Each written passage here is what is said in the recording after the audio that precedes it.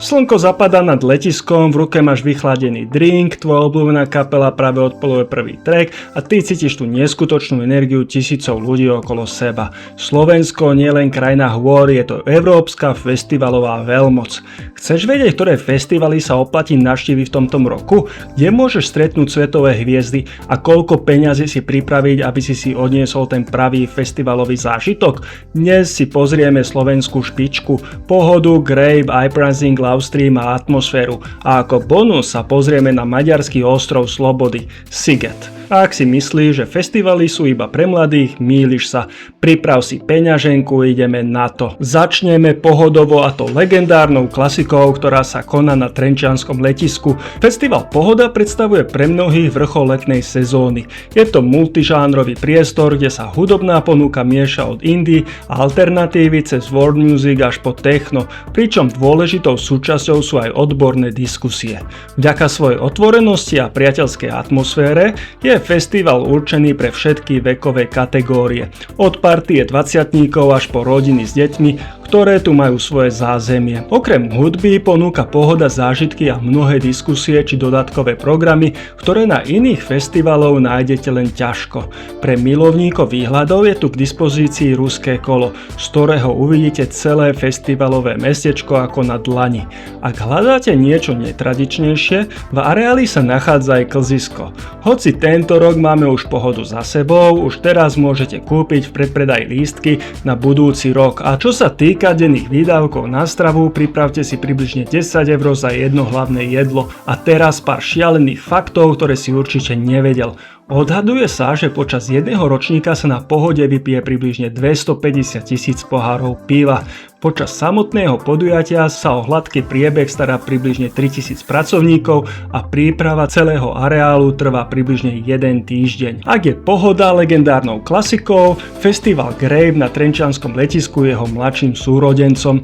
Zameriava sa predovšetkým na generáciu od 20 do 35 rokov a jeho hudobná dramaturgia stojí na pilieroch indie, popu a elektroniky. To, čo však Grave odlišuje od iných festivalov na Slovensku, je jeho dôraz na estetiku a vizuálnu stránku, ktorá vrcholí v každoročne vyhlásenej unikátnej téme. Návštevníci trávia týždne prípravou outfitov podľa aktuálnej témy, čo dodáva celému areálu neopakovateľný zážitok. Pre tých, ktorí hľadajú viac než len hudbu, sú pripravené sprievodné podujatia, ako napríklad Red Bull Dance Battle, ktoré do areálu prinášajú brutálnu energiu a súboje talentovaných tanečníkov. Stanové mestečko žije vlastným životom a dokonca aj tu môžete nájsť mini-stage. Lístky sa ešte stále dajú kúpiť za 139 €, ale ponáhľajte sa, festival začína už 14. augusta. Ak sa teraz pýtaš, koľko tu minieš na jedlo a pitie, priprav si peňaženku, pretože návštevníci z minulých rokov tvrdia, že tu minú od 300 do 700 €, čo je rozpočet na zahraničnú dovolenku. Opúšťame Trenčín a presúvame sa do Bratislavy, kde nájdeš tie najväčšie svetové mená, a to priamo na bratislavskom letisku vo Vajnoroch. Práve tu sa odohráva jeden z najobľúbenejších festivalov Loudstream. Loudstream je na slovenskej scéne úkazom. Namiesto budovania komunitnej alternatívy sa sústreďuje na obrovskú produkciu a headlinerov, ktorých by si inak musel hľadať niekde v Londýne alebo v Bruseli. Je to festival pre každého, kto chce zažiť svetové hviezdy naživo a užiť si atmosféru svetových koncertov. Loudstream nie len o hudbe, je to o celkovom vizuálnom zážitku. Tento festival, ktorý sa koná už 8. augusta, patrí k tým drahším, čo sa odráža aj na cenách lístkov. Tie si ešte stále vieš kúpiť za 179 €. A nakoniec tu máme môj obľúbený festival Atmosféra. Atmosféra je v slovenskom festivalovom kalendári unikátom, ktorý sa namiesto masovosti sústredí na dušu a komunitu. Festival sa koná v malebnom prostredí obce Hontianske Nemce. Na rozdiel od veľkých festivalov na betónových letiskách, Atmosféra využíva čaro viníc a lúk, čo vytvára neopakovateľnú prírodnú scenáriu, čo je v ostrom kontraste s energiou veľkých komerčných podujatí. Hudobná dramaturgia je zameraná predovšetkým na slovenskú alternatívu. Je to to miesto, kde môžete objaviť tie najlepšie domáce talenty. Festival je známy ako vyslovene rodiny s bezpečným zázemím a programom pre najmenších. Bohužiaľ, v tomto roku si organizátori dali od konania festivalu pauzu, avšak verím, že o rok sa tento festival znovu vráti a bude ešte lepší ako predtým. A máme tu ešte bonus na záver. Ak hľadáš festival, ktorý nie je len o hudbe, ale o úplnom úniku z reality, tvojou cieľovou destináciou je Budapešť, konkrétne ostrov Ubudaj v srdci Dunaja.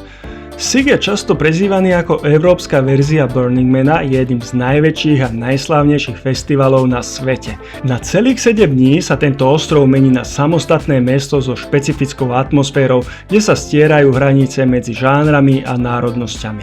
SIG je známy svojimi headlinermi naprieč všetkými žánrami, od rapu, rocku až po svetový pop. To je však len začiatok. Môžete si tu užiť vlastnú pláž pri Dunaji, kde sa dá schladiť počas horúcich dní, naskočiť na party loď a plaviť sa priamo cez Budapešť, alebo dokonca zažiť rave v hrade v centre mesta. Unikátom je Sziget Pass, do ktorého zbierate pečiatky za rôzne aktivity po celom ostrove. Ak im nazbierate dosť, môžete vyhrať vecné ceny. Sziget patrí k drahším festivalom, čo zodpovedá jeho dĺžke a kvalite programu. Celotýždňový vstup sa v roku 2026 očakáva v rozmedzi 300 až 400 eur. Skvelou správou je, že pre mladších, ktorí majú do 21 rokov, bývajú k dispozícii výrazné zľavy. A tu je šialený fakt, ktorý vás určite prekvapí. Sziget je tak obrovský a prepracovaný, že má priamo v areáli vlastný supermarket. Môžete si tam kúpiť čerstvé mäso alebo iné potraviny na grilovanie a priamo na mieste si tu grilovať. Takže si môžete dopriať čerstvé teplé jedlo bez toho, aby ste museli čakať dlho v rade. Tak čo, už máš zbalený stán a kúpené lístky? Či už ťa láka legendárna atmosféra Livestreamu, alebo chceš predviesť svoj outfit na štýlovom grejpe, nezmeškaj tohtoročnú festivalovú sezónu. Nezabudni mi do komentárov napísať, na ktorý z týchto festivalov sa chystáš ty a podiel sa s nami o svoje festivalové zážitky. Ak sa ti toto video páčilo, hoď mi odber a like, aby ti neunikli ďalšie videá z môjho kanála Vycestuj.